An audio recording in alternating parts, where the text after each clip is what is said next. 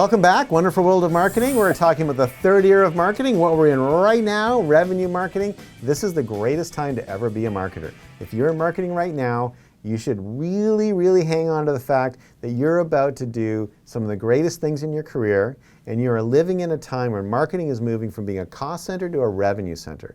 You're living in a time when marketing is grabbing its past in the first era and grabbing the mass marketing tools of the second era and combining them into something where you can really use marketing to transform a company and transform your business. It's a very cool time to be in this business. And honestly, if someone was coming out of school today and they're asking me what field to go into, in the 60s, the advice to Dustin Hoffman is to go into plastics. Today, go into marketing. But make sure you're in marketing automation and make sure you're a revenue marketer. And so this is where I'll kind of go back to the beginning of the discussion, where first era of marketing was direct marketing, measured, and you knew where your marketing was driving the business. Then we had the second era of mass marketing. Marketing became less measured, became more about brand impression and influence, but became hard to know when you were really driving the business. The third era of marketing is really combining both those eras.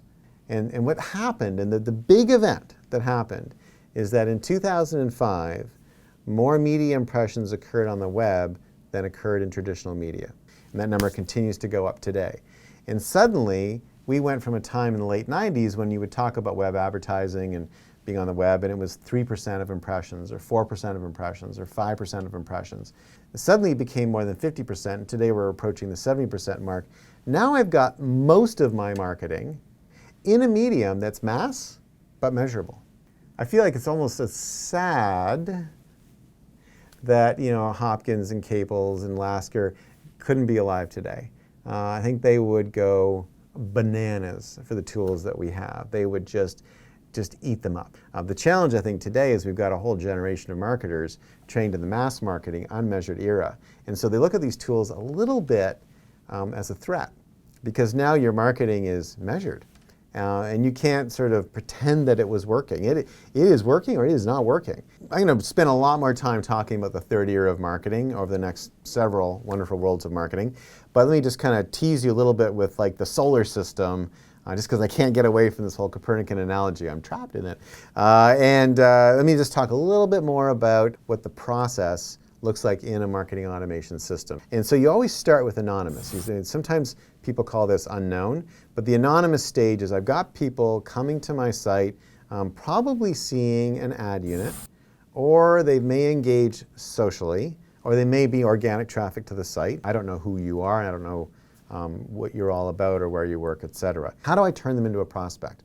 Well, the key to all this is this idea called content marketing. And content marketing is that you want to produce content that's so compelling that people would pay for it. And the way you get them to pay for it is they give you some information about themselves. You've all done this, an email address and my name and maybe my company or my title. I'm actually willing to give you information. And quite frankly, the deeper the content, the more value the content has, the more information I'm likely to give you about myself. And typically you'll progressively profile through that process. So at the top of the funnel, I'm going to have kind of a first date type of relationship. Just like, hey, give me an email address so I can connect with you again, and here's a kind of a cool infographic. So we're kind of on the second date, starting to trade a few more stories. Maybe I want to know your name and potentially your company. And here's something a little bit more rich. Maybe it's a webinar, maybe it's a white paper. And then at some point, maybe we've really started to really hit it off. We're going to maybe have an offer go back and forth, but that offer requires a fairly high level of engagement, telephone numbers and that kind of stuff. And at that point, you're probably going to get contacted by someone in sales if it's a B2B offer, or you're going to transact and buy it directly if it's a direct-to-consumer offer. And so at that point, you've gone from being a prospect to a marketing qualified lead or an MQL. Because we can't have enough TLAs. And then once you're an MQL, then that turns you into something that is accepted by the sales force, or a sales accepted lead.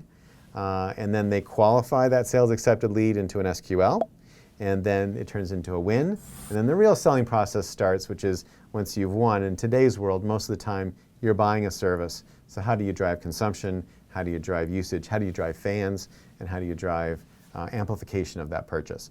And that's the third year of marketing. Greatest time to be alive. I love what I do, and I love what we're doing. to transform the landscape. If you're not doing marketing automation in your company, get on it. If marketing automation is occurring in your company and you're not working on it, get on it and get on it fast. Because you know what? If you don't know how to do this stuff, you won't be working in marketing in 5 years. So get on this and get on it now, or find some other field. Forestry's fun. Okay, but get on this if you want to be in marketing. I love it. I think it's going to be an incredible few years. And that's all for today. I'm your host, Brad Kahn.